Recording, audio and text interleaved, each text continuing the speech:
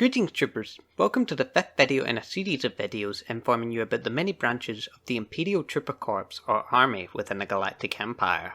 In this video we will be looking at the Imperial Shocktroopers of the Empire's capital, Coruscant.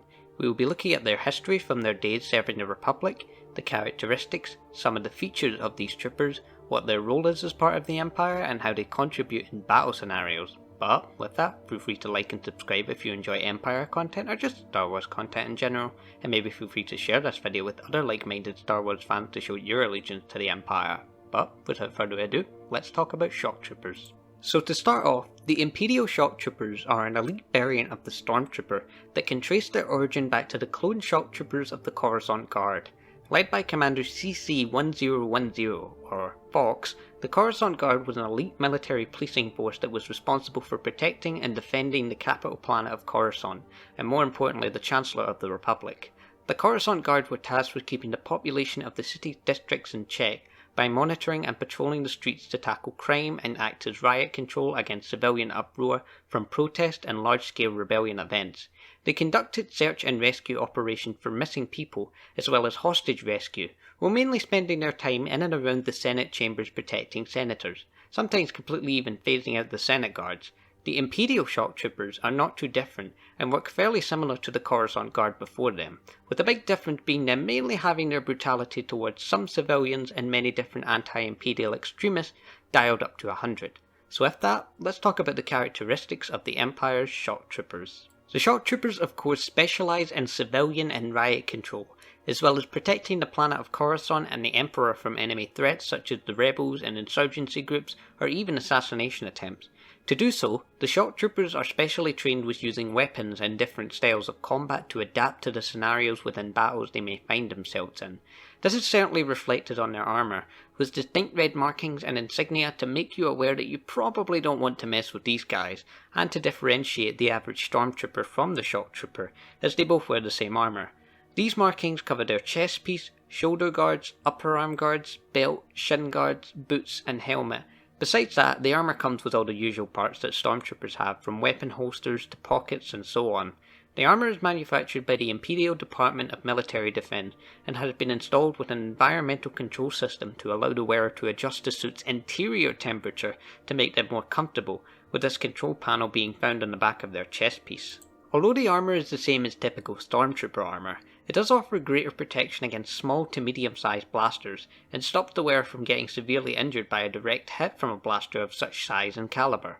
Speaking of blasters, the Shocktroopers prefer to use heavy weaponry out in the field, as the training they receive teaches them to be proficient and comfortable with heavy blasters. They use weapons such as the DLT Heavy Blaster Rifle, RT-97C Heavy Blaster Rifle, DLT-20A Blaster Rifle, E-60R Rocket Launcher, and of course the E-11 Blaster Rifle, which comes standard for all members of the Trooper Corps. They also have access to some melee weapons such as the Electro Staff and Baton, a shield, Vibro Staff and Vibro Blade, and Force Pikes, which can be very effective compared to firearms depending on the situation.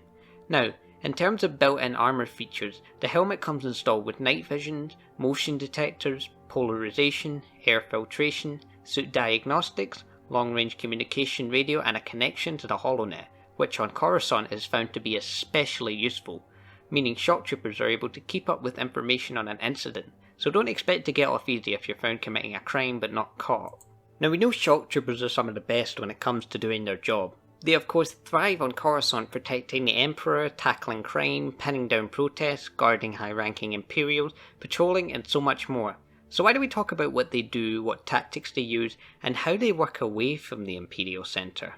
The Shocktroopers are very skillful when it comes to using tactics and strategies in battle. They prefer to work as squads and use teamwork to deal with something quickly and quietly, which is also why they are suitable for reconnaissance and scouting missions.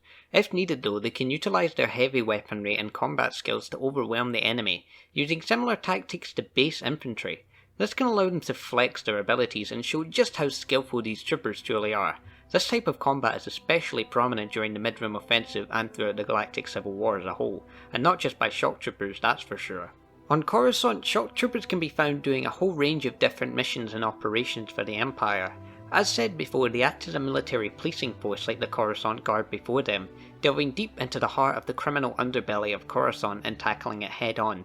They deal with spice dealers, constantly taking down spice and drug trafficking operations that sell spice, Death Stick, Sweet Blossom, Shadow Paw, and a whole host of illicit substances that can prove harmful to people and potentially harm some aspects of the Empire.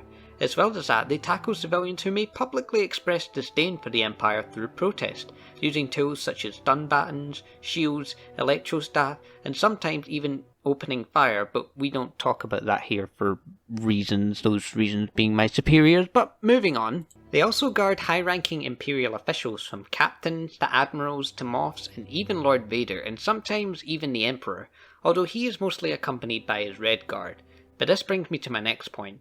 How do these troopers handle off Coruscant and away from the Imperial Centre when accompanying these Imperial officials? Well, they function just about as well as you'd expect from troopers of their expertise and abilities. They're specially trained at combat and utilisation of their weapons, and especially in squads they can be a force, no pun intended, to be reckoned with, as through effective teamwork and communication they can easily outmatch enemies and take them out quickly and efficiently. This effectiveness, of course, makes them a perfect choice for guarding and keeping someone of importance safe, especially on other planets, as you never know what kind of dangers could be lurking there. Overall, Shocktroopers are extremely versatile and very effective at performing their jobs. Of course, being handpicked from basic infantry troopers for their skills that they may have demonstrated or used as a means to aid the Empire, they are expected to uphold their rank and title as an elite fighting force, and a fighting force they are, as they are able to tackle many different scenarios that involve high stress and lots of tension. These troopers are a shining example of Imperial might, and definitely troopers that no rebel wants to face alone on the battlefield when fighting the Empire.